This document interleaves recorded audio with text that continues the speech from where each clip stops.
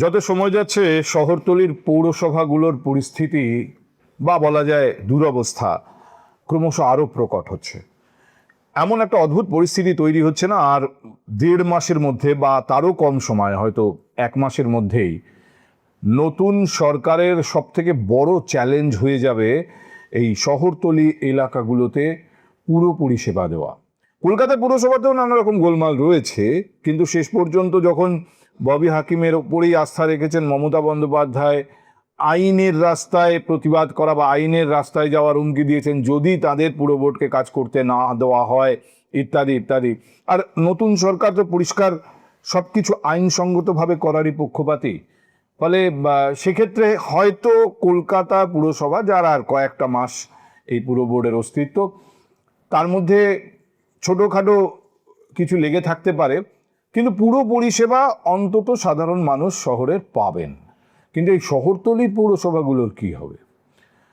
In fact এই একই বিষয়ে আজ আবার বলতে শুরু করার একটাই কারণ, গত কয়েক ঘন্টায় পরিস্থিতি আরও খারাপ হয়েছে। আরও পুরসভার, গারুলিয়া পুরসভার পরিস্থিতি, সেখানেও ওরকম গণ ইস্তফা কাউন্সিলরদের, পুর কমিশনারদের। ভাটপাড়া পুরসভার কথা আপনাদের বলেছিলাম, 35 জন পুর কমিশনার, তার মধ্যে 30 জনই গণ ইস্তফা দিয়েছেন। এবার এই ইস্তফার হিড়িক এমনভাবে শুরু হয়েছে যে এরা সবাই হাত তুলে নিচ্ছেন পুরো পরিষেবা থেকে। মাঝখান থেকে কি হচ্ছে, পুরসভাগুলোতে কর্মীরা স্যালারি পাচ্ছেন না, অস্থায়ী কর্মীরা স্যালারি পাচ্ছেন না। আপনারা জানেন উত্তর দমদম পুরসভায় বিরাট গোলমাল হয়েছে এই নিয়ে। এবং সব থেকে বড় কথা যে নিয়মিত পুরো পরিষেবা, বিশেষ করে ময়লা পরিষ্কার করা বা কোথাও এমার্জেন্সি হয়ে গেলে পুরসভা সেখানে ইন্টারভিন করা, কোথাও কারোর অতিরিক্ত পানীয় জলের দরকার হলে তা পাঠানো, ইত্যাদি যে নিয়মিত পুরো পরিষেবা আছে সেগুলো অ্যাফেক্টেড হয়ে যাচ্ছে। দেখুন, ভাটপাড়ার পর এবার গারুলিয়ার দুরবস্থার সামনে এসেছে। কাঁচরাপাড়া, হালি শহর, বরানগর পুরসভার পরিস্থিতি খারাপ। জেলাতেও কিছু কিছু পুরসভার এরকম পরিস্থিতি। এখন সব থেকে খারাপ যেটা হতে পারে সেটা দক্ষিণ দমদম পুরসভায় হয়েছে। সেখানে একজন পুর কমিশনারের ঝুলন্ত দেহ উদ্ধার হয়েছে। কমিশনাররা বা পুর কমিশনাররা সেই অর্থে দায়িত্ব থেকে সরে যেতে চাইছেন, ইস্তফা দিচ্ছেন এক জিনিস, কিন্তু কেউ সুইসাইড করছেন। সুইসাইড মানে এখনো অস্বাভাবিক মৃত্যুই বলতে হবে। পুলিশ অস্বাভাবিক মৃত্যুর মামলা রুজু করেছে, এক্ষেত্রে পোস্টমর্টেম হবে। এর পিছনে অন্য কোনো কিছু গল্প আছে কি না, যেহেতু দেবরাজ চক্রবর্তীর ঘনিষ্ঠ ওই কাউন্সিলর এরকম শোনা যাচ্ছে, সেগুলো তো ঠিক আছে। আগামী আরও 2-3 দিনের মধ্যে হয়তো এ ব্যাপারে আরও অতিরিক্ত ইনফরমেশন আসবে, সে নিয়ে তখন কথা বলা যাবে। কিন্তু সব থেকে খারাপ যেটা হতে পারে সেইটা দক্ষিণ দমদম পুরসভায় দেখা গেল। একজন পুর কমিশনার, তার ঝুলন্ত দেহ উদ্ধার হলো। মানে এতটা খারাপ কিছু হতে পারে হয়তো আমরা অনেকেই অনুমান করিনি। আবার অনেকে বলছেন এর থেকেও অনেক কিছু খারাপ হবে। এখনই হয়েছেটা কি? শহর ঘেঁষা পুরসভাগুলোর এই দুরবস্থা কেন? শহর ঘেঁষা পুরসভাগুলোতে এরকম ছবি কেন দেখতে হচ্ছে? দল বেঁধে কাউন্সিলররা রেজিগনেশন দিচ্ছেন, কাউন্সিলরের ঝুলন্ত দেহ উদ্ধার হচ্ছে। কেন এই ছবি? দেখুন, একটা জিনিস খুব স্পষ্ট, এই পুরসভার লেভেলে সব থেকে বেশি দুর্নীতি হয়েছে এবং সব থেকে খুলেআম দুর্নীতি হয়েছে। খুলেআম দুর্নীতি, তোলাবাজি, জোর করে বাড়ি জমি দখল, জলাভূমি ভরাট, পাবলিক পার্ক দখল করে প্রমোটারি, বেআইনি নির্মাণ, যত রকমের অপকর্ম সম্ভব তা হয়েছে এই শহর ঘেঁষা পুরসভাগুলোতে। আজকে যখন নতুন সরকার দায়িত্ব নেওয়ার পর সব থেকে আগে এই ধরনের দুর্নীতিগ্রস্ত তৃণমূল নেতা, কাউন্সিলররা গ্রেপ্তার হতে শুরু করেছেন, তখন সম্ভবত একটা তীব্র আতঙ্ক ছড়িয়েছে, আর তার জেরে এইরকম পরিস্থিতি। একটু পিছিয়ে যান, 2011 সালে মমতা বন্দ্যোপাধ্যায় ক্ষমতায় এলেন, তৃণমূল সরকার তৈরি করলো। এরপর বিধাননগর পুরভোট নিয়ে বেশ বড় বিতর্ক হয়েছিল, আপনাদের মনে আছে নিশ্চয়ই। সেই পুরভোটে মানুষকে ভোট দিতে দেওয়া হয়নি, বুথ দখল, মানে একদম কোনো চোখের চামড়া ছিল না সেই সময় যারা কাউন্সিলর হয়েছিলেন, তারা জোর করে দখল করেছিলেন। সদ্য অবসরপ্রাপ্ত পশ্চিমবঙ্গ সরকারের মুখ্য সচিব, তাকে ধাক্কা দিয়ে সরিয়ে দেওয়া হয়েছিল, বুথ থেকে বার করে দেওয়া হয়েছিল। কিন্তু বিধাননগর পুরসভাকে হাতের বাইরে রেখে আমি বলছি যে শহরতলির যে পুরসভাগুলো ছিল, সেই পৌরসভাগুলোতে যারা চেয়ারম্যান হয়েছিলেন, অধিকাংশ কাউন্সিলর যারা হয়েছিলেন, পুর কমিশনার হয়েছিলেন তৃণমূলের টিকিটে, তাদের মধ্যে বেশ কিছু মানুষ, শিক্ষিত মানুষ, বিতর্কের ঊর্ধ্বে থাকা মানুষ, এলাকার শিক্ষক, এরকম ধরনের লোকেদের চেয়ারম্যান করা হয়েছিল প্রথম 5 বছর। কিন্তু এই 5 বছর যখন ফুরিয়ে গেল, পরে আবার নতুন নির্বাচন হলো, তখন যারা ভোটে এসে দাঁড়ালেন, যারা চেয়ারম্যান হলেন, কেউ বিতর্কের ঊর্ধ্বে নন। কেউ বিতর্কের ঊর্ধ্বে নন তো বটেই, এমন এমন মুখ, পৌরসভার চেয়ারম্যান হচ্ছেন, মানুষ শুনে সে সময় অবাক হয়ে গেছে, ও পৌরসভার চেয়ারম্যান হবে? মানে তার যে ট্র্যাক রেকর্ড, সেই ট্র্যাক রেকর্ডে কেউ তাকে মানিয়ে নিতে পারছে না পৌরসভার চেয়ারম্যান পদের সঙ্গে, কিন্তু হয়েছে। এবং তারপরেই শুরু হয়েছে ক্রমশ এই ধরনের অপকর্ম পৌরসভার বিভিন্ন এলাকায়, বিভিন্ন পৌর এলাকায়। এখন এই সময়টা, অর্থাৎ প্রথম 5 বছরের পরে, অনেকেই বলেন যে ইতিমধ্যেই তৃণমূল কংগ্রেসের ভেতরে একটা ফান্ডামেন্টাল চেঞ্জ হয়ে গিয়েছিল এবং বিভিন্ন জায়গায় কে দাঁড়াবেন, কে প্রার্থী হবেন, কে কোন পুরসভার চেয়ারম্যানের দায়িত্ব পাবেন, এগুলো তো সাধারণভাবে রাজনৈতিক দলে রাজনৈতিকভাবে ঠিক হয়। কিন্তু অনেকেই বলেন যে ওই সময় অলরেডি সেখানে, অর্থাৎ তৃণমূল কংগ্রেসের ভেতরে আইপ্যাক সক্রিয়, ফলে কে কোথায় টিকিট পাবেন, কে কোন দায়িত্বে থাকবেন, কে চেয়ারম্যান হবেন, এগুলো আর ততদিনে রাজনৈতিকভাবে ঠিক হচ্ছে না।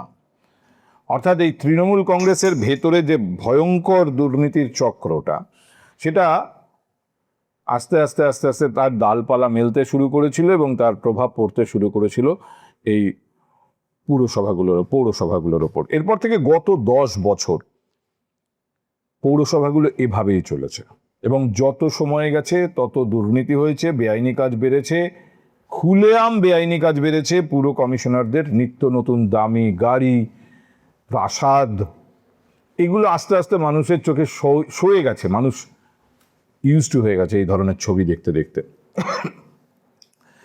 কিন্তু সরকার বদলের পর এত দ্রুত পৌরসভাগুলোর এরকম খোকলা অবস্থা কেন?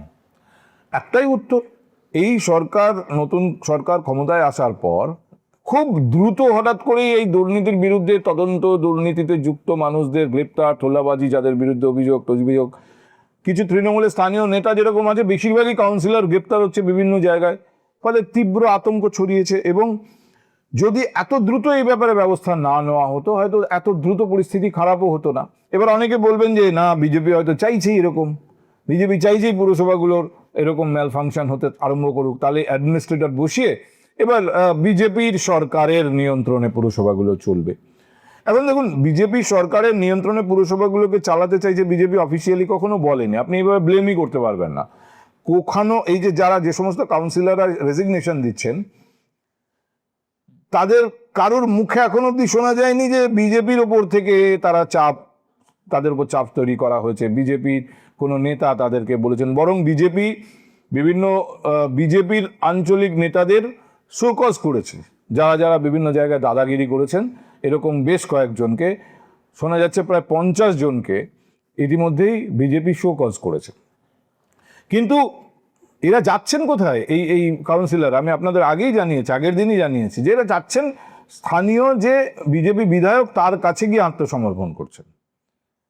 এই গারুলিয়ার কাউন্সিলররাও গিয়ে নোয়াপাড়ার বিধায়কের কাছে আত্মসমর্পণ করছেন, ভাটপাড়ার কাউন্সিলররাও গিয়ে কেউ জগদ্দলের বিধায়কের কাছে, নোয়াপাড়ার বিধায়কের কাছে আত্মসমর্পণ করছেন, হালিশহরের বিধায়করা হালিশহরের কাছড়াপাড়ার কাউন্সিলররা গিয়ে বীজপুরের বিধায়কের কাছে আত্মসমর্পণ করছেন।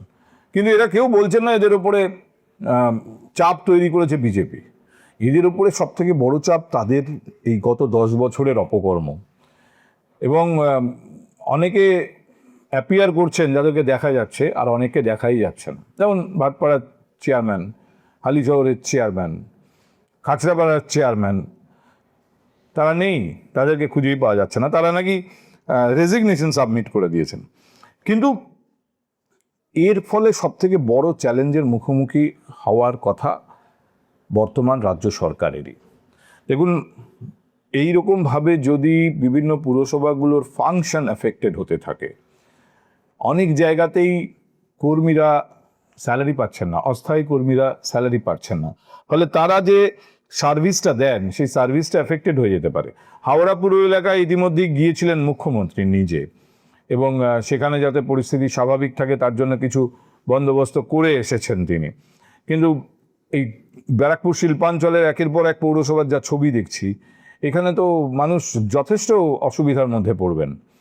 সবথেকে বড় কথা, 10ই জুনের মধ্যে বর্ষা ঢুকে যাবে, আর বর্ষা ঢুকে গেলে বিভিন্ন জায়গায় জল জমা, এই জল যাতে না জমে তার জন্য একটা বর্ষার আগে বড় কাজ থাকে, পুরসভাগুলোকে করতে হয়। কিন্তু এবারে সেটা সত্যি কথা বলতে কি চোখে পড়েনি, অনেক জায়গাতেই চোখে পড়েনি। যেমন আমি যে এলাকার বাসিন্দা সেখানেই চোখে পড়েনি।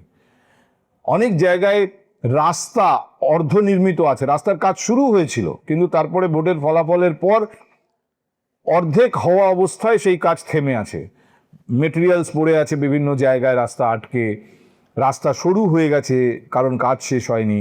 এর মধ্যে নামবে বর্ষা, ফলে সেই সমস্ত জায়গায় মানুষ কিন্তু তীব্র অসুবিধার মধ্যে পড়বেন, ভয়ঙ্কর পরিস্থিতির মধ্যে পড়বেন।